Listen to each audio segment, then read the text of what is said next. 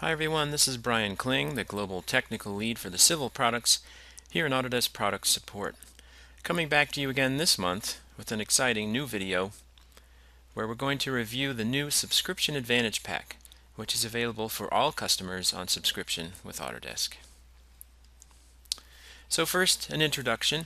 Let's review what your benefits are if you're on the subscription program, just to make sure everyone knows exactly what these are. So of course you get automatic annual upgrades. So every year in the spring, we have another release of the product. So you'll automatically receive those. Also in Subscription Center, if you log in, there are additional content and tools available with each of the products. And sometimes these are country specific or localized content, but we also have other tools and add-ons, plugins available. You also have access to additional e-learning to assist you with furthering your knowledge of our products. Another benefit is logging service requests directly with us here at Autodesk Product Support. And now we also have the new Subscription Advantage Pack. So this is something we're launching across a wide variety of Autodesk products, and it's considered kind of a mid-year release, shall we say. So we're adding additional functionality and showing our thanks to those of you who are on subscription by offering this benefit to you up front. And how does it work? Well, as of today, you should be able to log on to Subscription Center and you'll see a download area where you can add this into your product. One thing to note quickly, you'll see in the README file, I'm sure all of you read it when it comes out, right? So anytime we have a hot fix, an update, anything like this, always read the README. I'm always going to let you know that because there's always good information in there. So take a few minutes and check it out. But one of the things that should be in there is a link to a technical solution that we worked on with the help of the QA department, which will let you know if you have deployments set up in your company for running out your installs across the company. This will tell you how to add the Subscription Advantage Pack to those deployments. Okay. I've also given you the technical solution number here and the URL. So as an overview, first we'll cover accessing the tools and features in the new user interface, not the new user interface, but where am I going to find it within the current product? Okay, and then we're going to cover the new features that are included, which are point clouds, a roundabout layout tool, and some visibility checking options. Then we'll cover briefly the feature enhancements, so a number of the civil objects that we already are familiar with have some increased functionality. So we'll talk about that as well. All right, let's jump into it and have a look at the user interface. If we look at our home base, we can call it the Prospector tab, we're going to see only one change in here, which is an additional item called point clouds. Okay, so most of the items are going to be accessed actually down here in the toolbox. So I select the toolbox, we can see we have an item called the Subscription Extension Manager. I'll expand that out, and now I'm getting a number of those new commands. We see point clouds in here as well, so there's two places to access that. Kind of the standard way to run these commands, so I expand one of the items, I can right click on it and then select execute, or I can simply double click on the item itself to initiate the command. Another location where we have something a little bit new is we have this tiny little toolbar over here, which has two commands on it. One is zoom to point, and the other is an additional profile layout tool, which allows you to draw objects on a profile view with a specific grade to an elevation. We also have a context-sensitive menu for the Drive tool. You'll see that as I demo that in a few minutes. And then there are a number of commands which are buried in the product in the appropriate place, like in the Alignment Layout toolbar or the Profile Layout toolbar, things like that.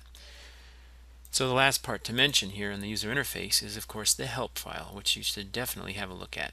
So go to the Help pull down here, and you'll see the second item is the Subscription Advantage Pack Help. It includes its own help file, and it's quite useful. If we go in here, we can see an overview of the new features.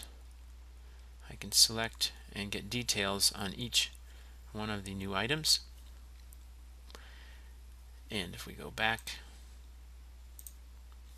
And we can see how we access those commands, so a review of what I've been showing you here. Okay, so definitely read the README and definitely take a little time to go over the help file as well. All right, let's review quickly what we just learned. So as a review, we just saw where we access these new commands within the product. So the most important one is the toolbox. That has the majority of the commands. Then we have an additional new toolbar, which has 2 items in it. We have the contextual ribbon, a new one, which will show up when we initiate the drive command. Then in Prospector, we have a repeat of the point cloud item, so that's the only thing that appears in Prospector and in the toolbox. And then we have some items which are feature enhancements which occur in the product where they're appropriate, so in the, say, profile layout toolbar, etc. And then the help file, it's very important to review. Remember, that's in the help pull down, a special help file for the Subscription Advantage Pack. Alright, let's have a look at the point cloud feature that is included with the Subscription Advantage Pack. So as I mentioned, we can go ahead and double click on this command, which will execute it, and we get a wizard. Pretty standard what we expect when we create new objects. This will actually create what's called a point cloud object, as we can see. So we can give it a name. It has a typical counter, description, and we can apply a style to it. Now if we step through the wizard, now we're asked to include source data. Notice how we can add more than one type of source data to the point cloud object. So we have the option of selecting a number of different formats, including just regular point files. I'm going to select an ASCII file. I want to show you what that looks like quickly. That is this one. Okay, so we're getting coordinate values and an elevation. So that'll be important when we review later how we can stylize it. So I'll go ahead and select the file. Now I could, if there was a coordinate system that this file was using, I could add that coordinate system here. And then notice that it's going to create what's called a point cloud database, and I can select where it should add that item. And I can even, if I have some existing ISD database files, I can add those as well to a new point cloud object. Okay, so then I'll hit next. I get a summary of what I'm getting, and I hit the finish button. Now notice what it's letting me know here. Because it's bringing in millions of points, that could take a little bit of time. Okay, it depends on your RAM, your system configuration, etc. But rather than locking you up from doing anything else, it's going to work in the background bringing those items in, and it'll tell you when it's finished. So it's telling you right here, okay, no problem, I'm going to bring those in. You'll see in a moment I'll be finished. So I'll hit close. Now we can see we get a bubble here that tells us, okay, in the background it's creating that point cloud object. So we're going to wait for a moment until it comes in.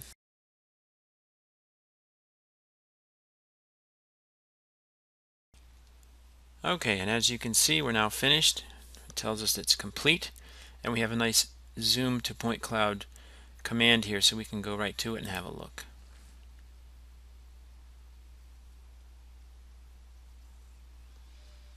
Okay, notice the icon is still here, just showing us we have a point cloud object in the drawing. So now let's have a look at it in 3D, because this is a three-dimensional collection of points.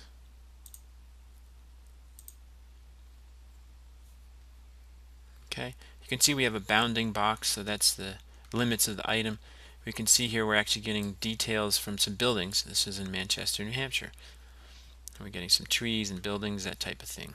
As we zoom in, they lose their resolution, but as we zoom out a little bit, you can kind of see what's going on. Okay? So what can we do with this point cloud object? I can select it and right click. I get a few options in here. So I could add points, so I could add more point data to the point cloud object. I can go back to the properties dialog box. Let's look at the stylization options here. So we'll edit that style. Let's just look in here.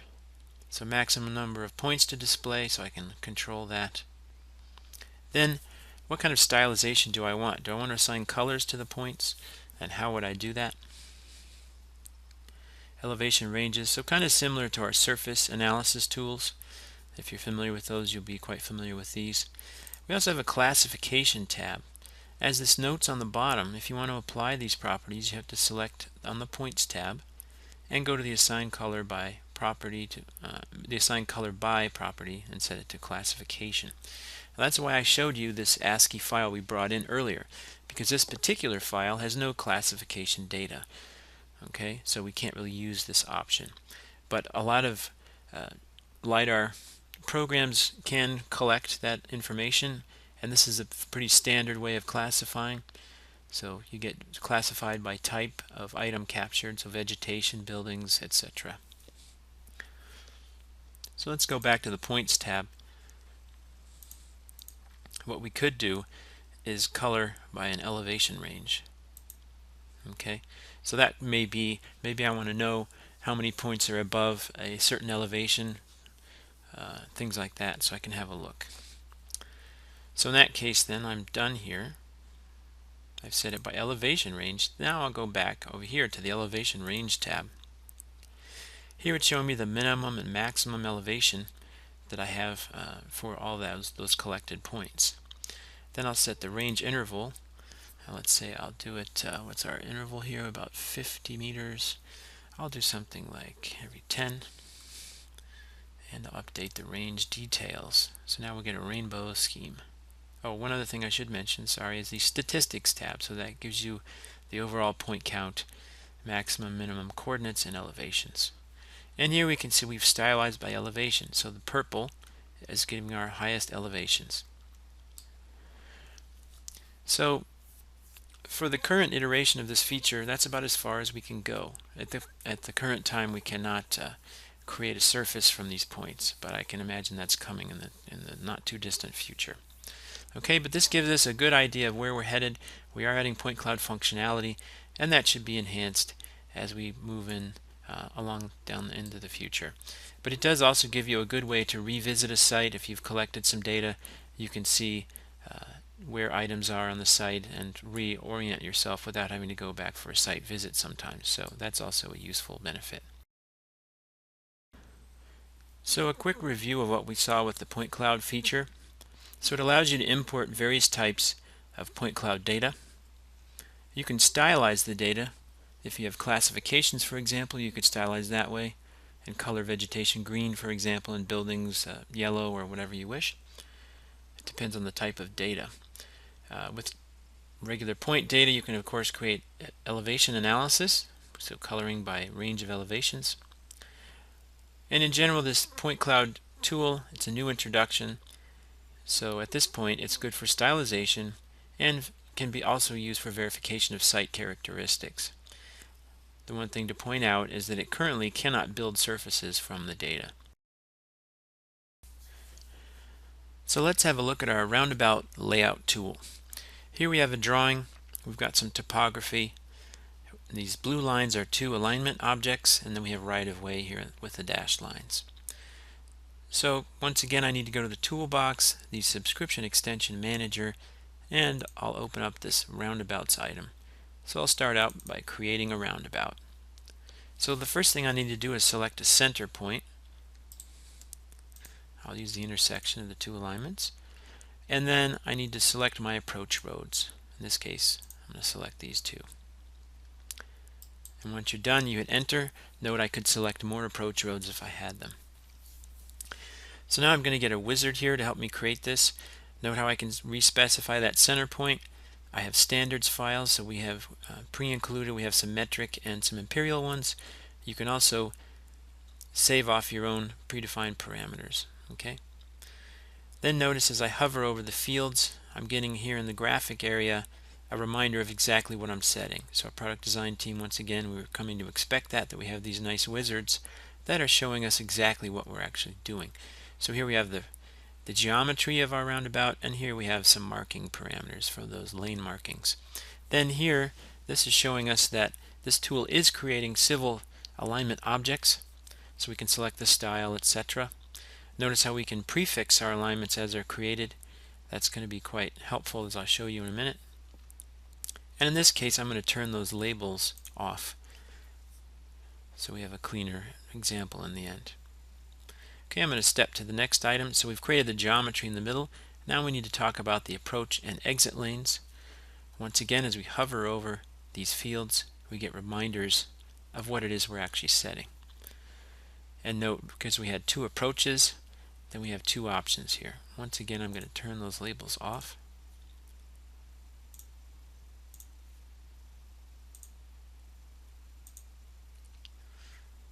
Okay, and we'll hit next. So now we need to work on the islands in between the approach and exit lanes. So once again, as I move over my cursor over the field, I'm getting a reminder of exactly what it's actually setting. Okay, and remember again, we have the two approaches here to set.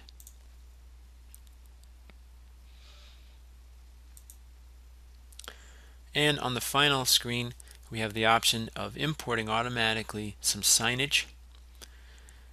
We have some more layout options for the pavement markings, so what type of line types to use, crosswalk markings, etc. Let's go ahead and hit finish, see what we get. Okay, I got a few labels, but not too many, so that's good. So what we see here is we have this roundabout object. Note it's associated to these approach alignments. So here's an alignment object. I'm going to move that. And note as I do that the approach moves with it. So the green line here, of course, is the design alignment. This is the point of intersection for that curve. So we can see that this roundabout object knows the alignment it's associated with on the approach, and if I edit, it moves along with it. Now the other interesting thing to note is that when I come in here, let's say I want to edit something about the roundabout. I select an item. Here I'm getting multiple items. Select something else. Look, I'm getting nothing. That's because I need to edit this using the tools over here in the toolbox. Okay, so these are AutoCAD objects and alignments only if I'm selecting in the drawing, but they have X data appended to them, so if I use these tools, it knows that it's part of a roundabout object. So in this case, maybe I'd like to add another approach. So from this side, okay, so I can click here for add approach, select the circular area, and select the approach road. And then once again I can hit enter, and it's going to give me the wizard. Now I'm specifying just that approach that I just selected. Okay, so once again I'll turn those labels off. Here's my parameters again, and I'll finish up.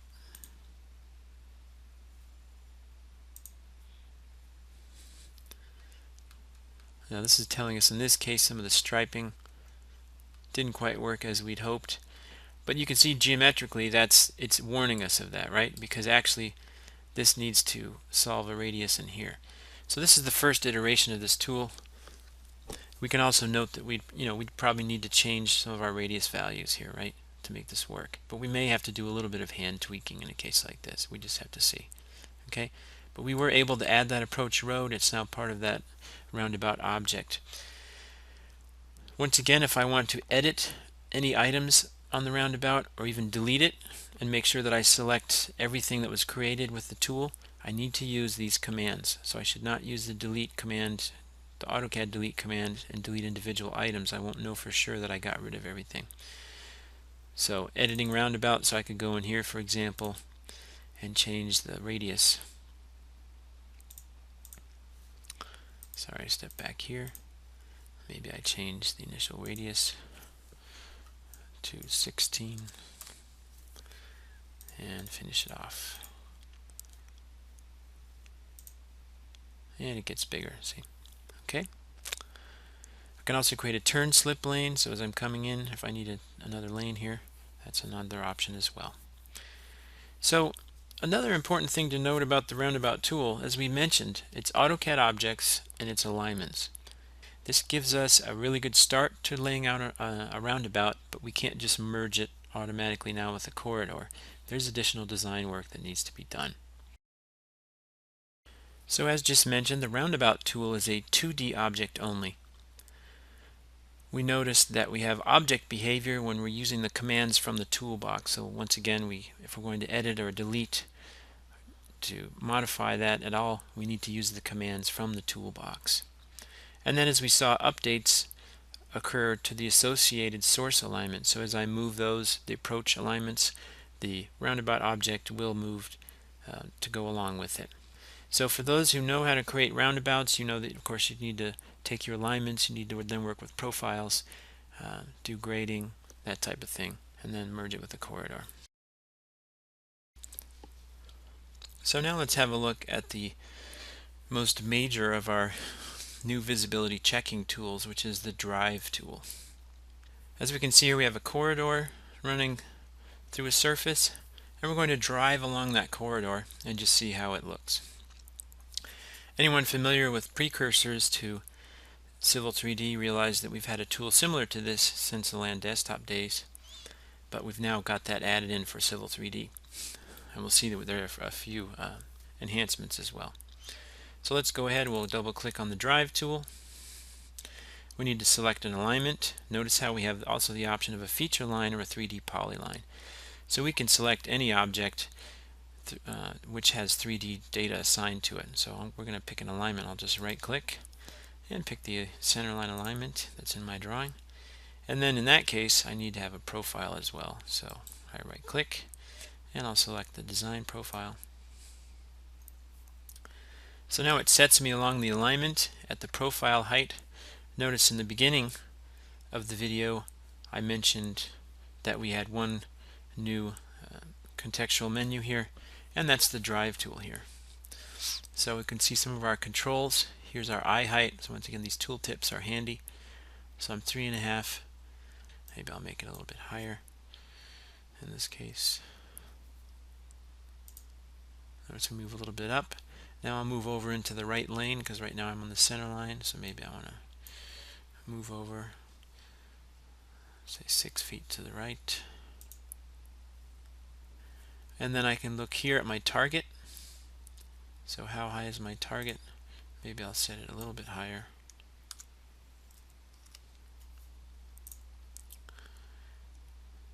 And I can set that target offset so I can look straight down the lane. If I wish, I think I'll continue to look down at the center line. Then we can set the interval, so it's going to essentially create snapshots as I move down. So what's the increment? So every 10 feet. Where do I want to start?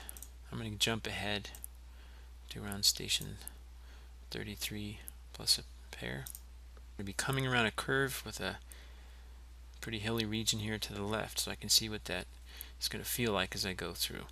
Note I can select my rendering options here.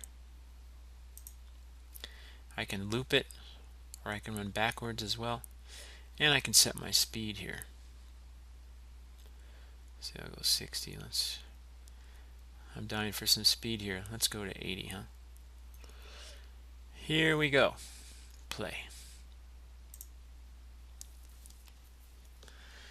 So I'm driving in this right-hand lane, coming around the curve.